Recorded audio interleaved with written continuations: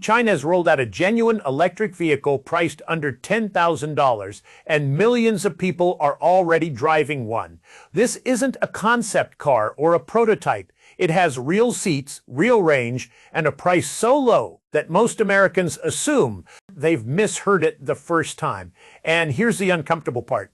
While the average new car in the U.S. now costs nearly $50,000, Chinese automakers figured out how to build something that gets people to work, school, and the grocery store for a small fraction of that price.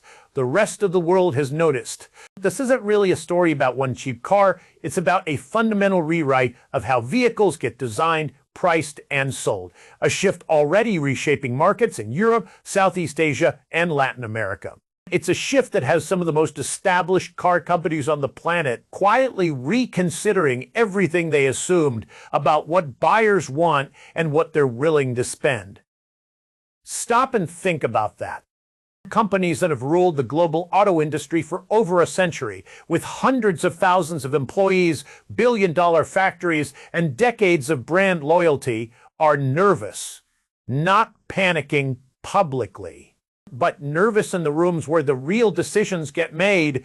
By the end of this, you'll understand exactly how this happened, why it matters well beyond China's borders, and what it might mean for the car parked in your driveway or the one you're currently saving up for. And there was a time when buying a new car in America was simply something ordinary people did without much drama. You saved a bit, walked into a dealership, picked something sensible, and drove it home. No 6-year loan. No anxiety over the monthly bill. For generations, that first car represented something real. Independence, freedom, the start of a life you were building. A young person with their first job could walk out of a dealership with something brand new. A working family could trade up without rearranging their entire budget. A retiree on a fixed income could buy something dependable without draining their savings. That kind of accessibility wasn't a fantasy, it was just how the market functioned. Somewhere along the way, that changed, and it happened gradually enough that most people didn't notice until the affordable new car had simply vanished. Vehicles got bigger, then heavier, then loaded with features nobody specifically asked for, but that ended up standard on every model anyway. Massive touchscreens dominating the dashboard, sensors packed into every panel, driver assist systems bundled into packages you couldn't decline, premium sound systems, ambient lighting, wireless charging, panoramic sunroofs, software subscriptions baked in before the car even left the factory. Each edition seemed reasonable on its own, but together they pushed prices up steadily year after year, until sticker prices bore little resemblance to what cars used to cost. Today, the average new vehicle in America runs close to $50,000. Sit with that for a second. That's not a loaded luxury trim or a performance model with a hand-built engine. That's the average, the middle of the market. What a regular buyer pays on a regular budget, that figure exceeds what many Americans paid for their first home a generation ago.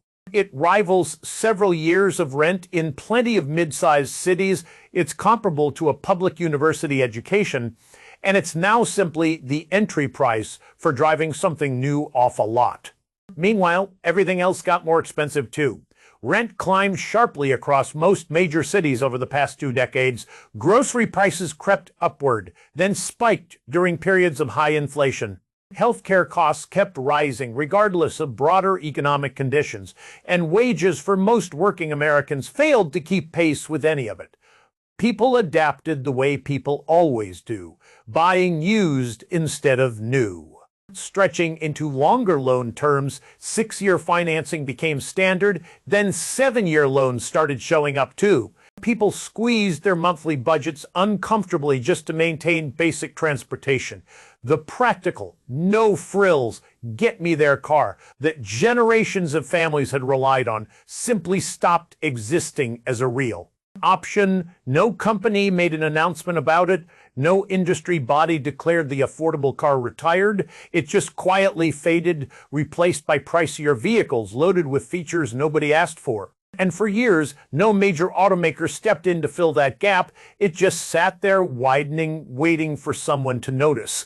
Someone did, and they'd been quietly building toward an answer for a long time. To understand what China did with EVs, you need to know where they started. For most of the 20th century, China barely registered in the global auto industry. Early Chinese vehicles were often built on outdated foreign designs, assembled in factories lacking the precision of their German, Japanese, or American counterparts. Nobody in Detroit or Stuttgart was losing sleep over Chinese competition. And that changed in the 2000s, when China's government made a deliberate bet. Electric vehicles would define the next era of transportation, and China intended to be at the center of it. Money poured into battery research. New factories went up. Charging networks spread across cities, and incentives encouraged both manufacturers and consumers to go electric. The investment was massive and, crucially, sustained over years rather than announced once and forgotten. What mattered most wasn't just the scale of investment, it was the direction. Rather than chasing German luxury, prestige, or American truck capability, Chinese automakers asked a deceptively simple question. What does an average person actually need from a car? Not what looks dramatic in a commercial filmed on a mountain road, not what wins a magazine comparison test, but what does someone managing a real job and a real budget actually need on an ordinary Tuesday? The honest answer turns out to be modest. Getting to work, dropping kids at school, grocery runs, the occasional weekend errand, that's the overwhelming majority of what most people actually use a car for. Not cross-country road trips or off-roading or towing. So Chinese manufacturers began building vehicles for exactly that reality. Batteries sized for realistic daily distances rather than theoretical maximum range. Interiors built around features people actually use rather than an exhaustive catalog of extras. Lighter overall construction, since a lighter car needs less energy and a smaller battery. And simpler systems with fewer components, meaning fewer things to build, assemble, or break. Each decision saved a modest amount individually, but stacked across an entire vehicle, those savings compounded into a price the traditional industry had largely written off as impossible for a real roadworthy car. Less somehow became more, and the market's reaction to that idea was about to surprise everyone watching. It didn't look like a revolution. Honestly, it barely looked finished. The Wuling Mini rolled off Chinese production lines, small, boxy, and almost defiantly plain. No sweeping design lines, no aggressive styling. Nothing that suggested a design team had labored over it in a wind tunnel. Western industry observers mostly smiled and moved on, filing it away as a quirky product suited to a specific developing market, not a real competitive threat. And then the sales figures arrived. In its first full year, hundreds of thousands of people bought one, and the numbers kept climbing every quarter. At its peak, the Wuling Mini ranked among the best-selling electric vehicles anywhere in the world, sitting alongside brands that had spent decades and billions building their reputations. The people laughing stopped laughing pretty quickly. Here's the detail that mattered most. Buyers weren't choosing it because they had no alternative. Many already owned a car and added this as a second vehicle. Some were younger buyers, making a deliberate first purchase. Others were older drivers downsizing. They bought it because it was enough. Enough range for the daily commute, enough space for everyday life, enough features for genuine comfort, enough reliability to trust. Not impressive across every category, just solidly, dependably sufficient. And that idea of enough turned out to be one of the most disruptive concepts the auto industry had encountered in years. And the modern car business runs on a single direction: more power, more screens, more size, more luxury touches, because more lets manufacturers charge more, which produces better margins, which keeps shareholders and executives happy. The industry spent decades training buyers to expect more every model year, and buyers spent decades paying for it without questioning the value. The Wuling Mini, sitting there boxy and cheap, quietly asked an uncomfortable question precisely because it was so reasonable. What if a huge number of buyers don't actually want more? What if they just want something that solves their daily problem at a price that fits their actual budget? That question started spreading through the industry slowly, then much faster, and understanding why requires looking at something rarely discussed outside engineering departments: weight.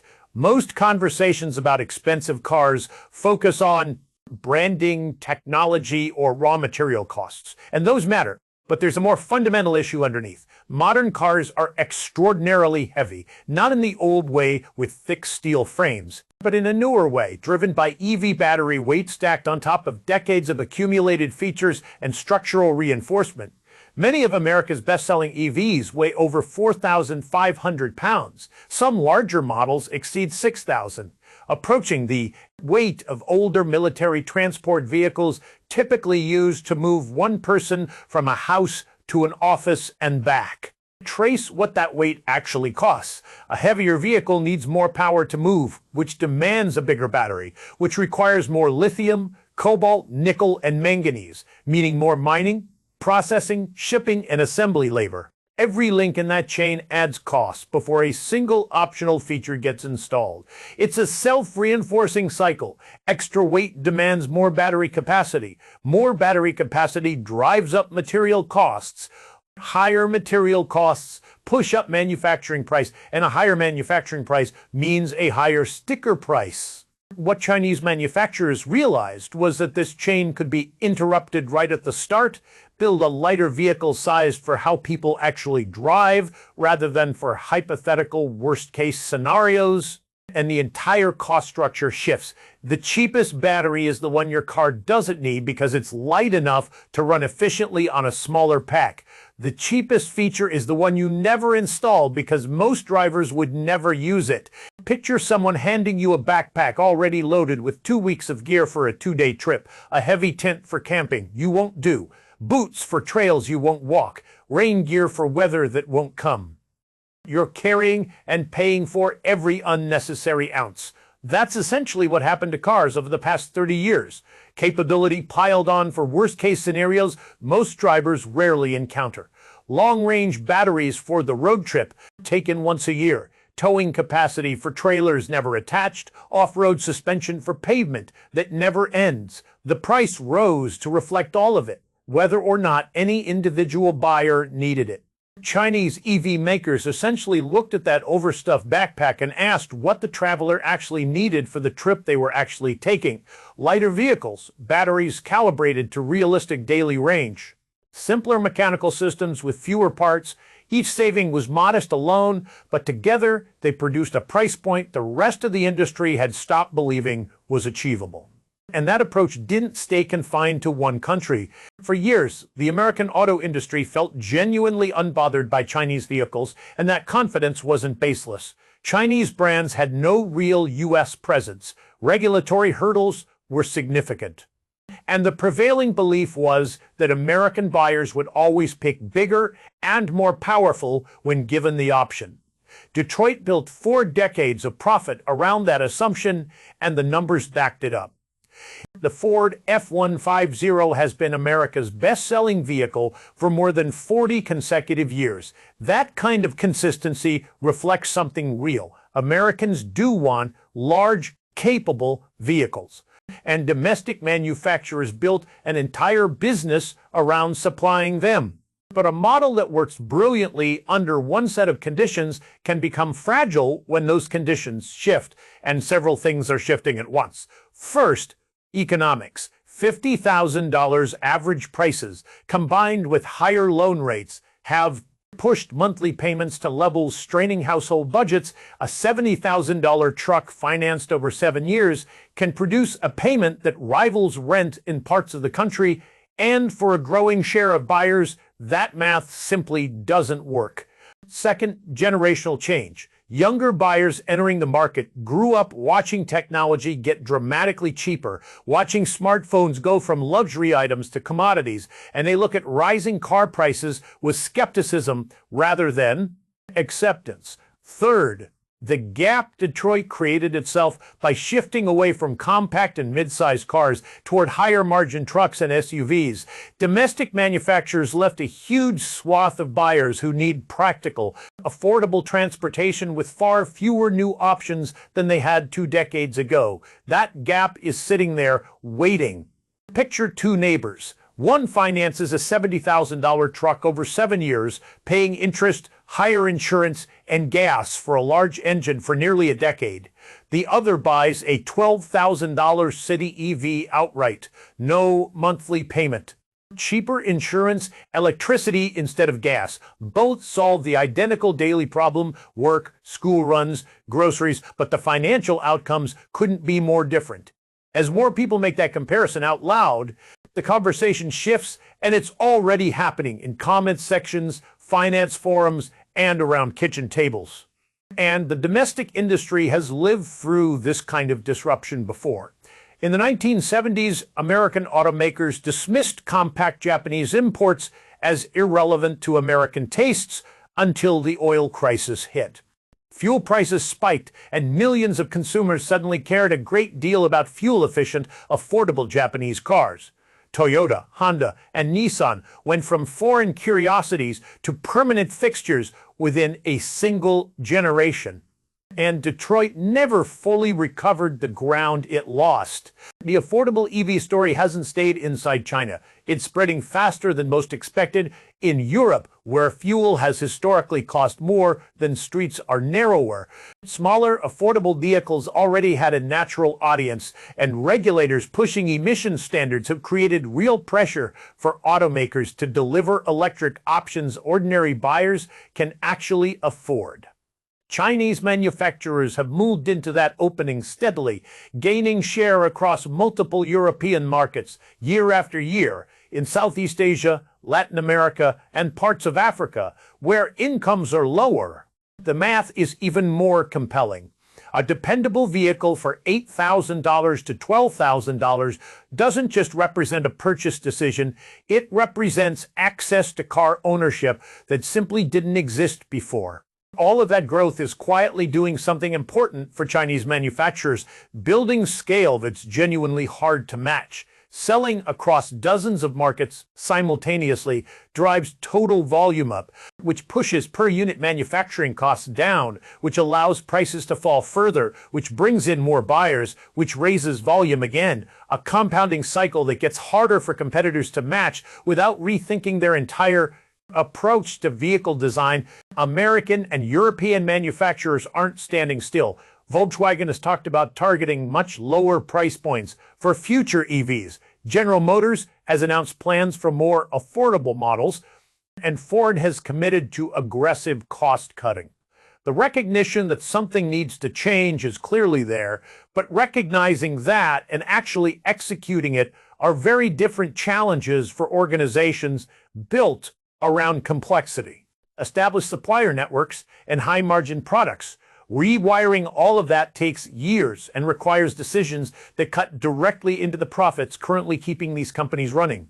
Meanwhile, the underlying question isn't going away. Why does a new car cost this much? What am I actually paying for? Is there a better option? Millions of people are asking that right now, and whichever automaker anywhere in the world figures out how to answer it with a genuinely reliable, affordable product is going to define the next chapter of the global car.